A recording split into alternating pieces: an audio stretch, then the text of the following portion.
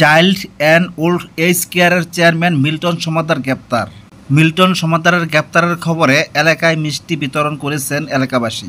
বুধবার সন্ধ্যা 7:30টার দিকে ডিবি পুলিশের একটি দল ঢাকার মিরপুর থেকে তাকে গ্রেপ্তার করে। এ খবরে এলাকায় তুলকালাম পড়ে যায়। এর আগে গত 25 এপ্রিল মানবিক মুখোশের আড়ালে ভয়ঙ্কর মিল্টন সমাদ্দার এবং জীবনের ধাপে ধাপে প্রতারণার শিরোনামে দুটি সংবাদ প্রকাশ করে দৈনিক কালবেলা। এরপরই সামাজিক যোগাযোগ মাধ্যমে তাকে নিয়ে শুরু হয় আলোচনা সমালোচনার ঝড়।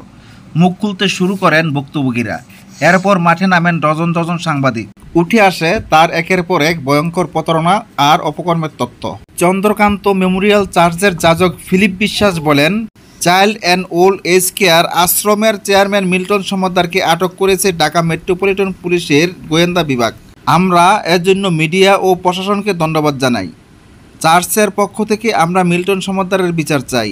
আমরা দীর্ঘদিন তার অত্যাচারে অতিষ্ঠ ছিলাম। গুঠিয়া ইউনিয়ন পরিষদের সদস্য স্বপন হাওলাদার বলেন, মানবতার ফেরিওয়ালার আড়ালে মিল্টন সমাদ্দার যেসব অপকর্ম করেছে তার সঠিক বিচার চাই। সে আমাদের এলাকার কলঙ্ক। আমরা এলাকাবাসী তার আটকের খবর শুনে খুশি হয়েছি। পাশাপাশি প্রশাসনের নিকট ন্যায় বিচার দাবি করছি। বৈরকাঠি গ্রামের বাসিন্দা পলাশ বলেন, মিল্টন সমাদ্দারের অত্যাচারে এলাকাবাসী অতিষ্ঠ ছিলাম। বিশেষ করে তার অন্যায় কাজে কেউ প্রতিবাদ করলে তাকে বিভিন্নভাবে হয়রানি করত মিল্টন সমাদ্দার। তার আটকের খবর শুনে আমরা এলাকাবাসী আনন্দিত হয়েছি।